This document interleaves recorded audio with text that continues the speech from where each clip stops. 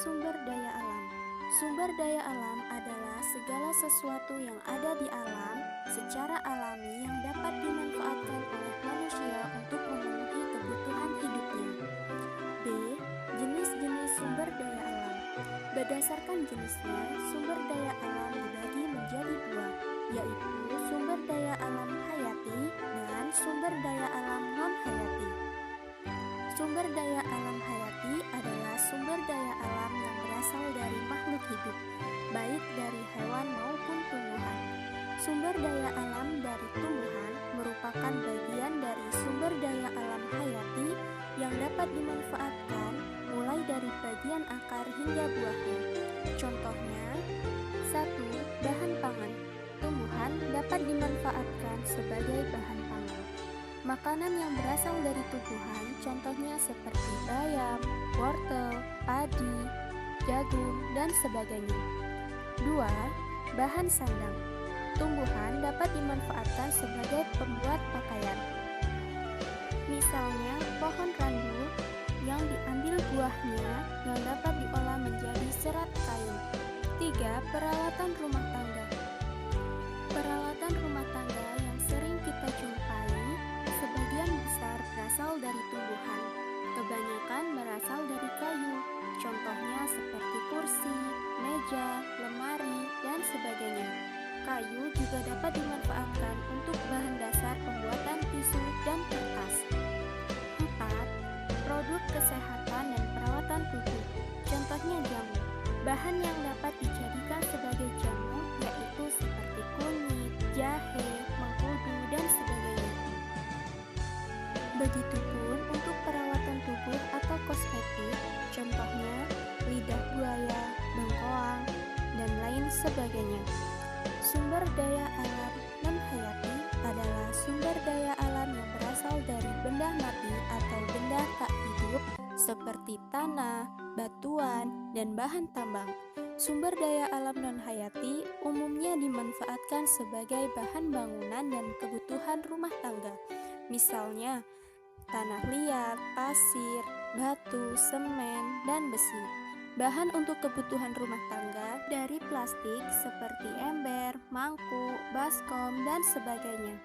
Lalu, sumber daya alam berdasarkan sifatnya dibagi menjadi 3, yaitu 1. Sumber daya alam yang dapat diperbarui, misalnya air, hewan, dan tumbuhan. 2. Sumber daya alam yang tidak dapat diperbarui, contohnya minyak bumi dan batu bara. Dan 3. Sumber daya alam kekal atau selalu tersedia, contohnya yaitu sinar matahari, tanah, dan angin. C. Manfaat sumber daya alam.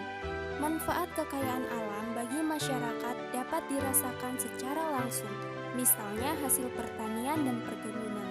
Adapun sumber daya alam yang dimanfaatkan secara tidak langsung, artinya kekayaan tersebut haruslah diolah terlebih dahulu agar dapat dimanfaatkan untuk kepentingan masyarakat. Misalnya, minyak bumi yang harus diolah terlebih dahulu untuk bisa menjadi minyak tanah, solar, bensin, maupun aspal agar bisa dimanfaatkan oleh masyarakat. D. Pelestarian sumber daya alam. Ketersediaan sumber daya alam memang untuk memenuhi kebutuhan hidup manusia. Tetapi sebagai manusia kita juga harus melestarikan sumber daya alam agar dapat dirasakan manfaatnya. Cara melestarikan sumber daya alam diantaranya yaitu 1. Melestarikan tanah, 2. Melestarikan air, 3.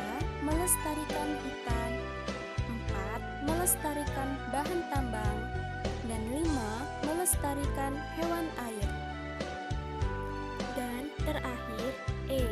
Keterkaitan sumber daya alam dengan kegiatan ekonomi. Sumber daya alam merupakan faktor input dalam kegiatan ekonomi, di mana sumber daya alam menghasilkan barang dan jasa untuk proses industri yang berbasis sumber daya alam. Manusia memanfaatkan sumber daya alam untuk memenuhi kebutuhan hidupnya, mulai dari sumber daya alam yang dapat diolah menjadi makanan, pakaian, sampai pada sumber daya alam yang dapat diolah menjadi sumber energi. Sumber daya alam tersebut dapat diolah oleh manusia mulai dari proses pengolahan, kemudian dipakai oleh konsumen. Proses tersebut dinamakan dengan kegiatan ekonomi, di mana kegiatan ekonomi tersebut meliputi kegiatan produksi, kegiatan distribusi, dan kegiatan konsumsi. Nah, itulah tadi materi kita pada hari ini. Semoga apa yang kakak sampaikan tadi bermanfaat ya adik-adik. Kakak akhiri. Wassalamualaikum warahmatullahi wabarakatuh.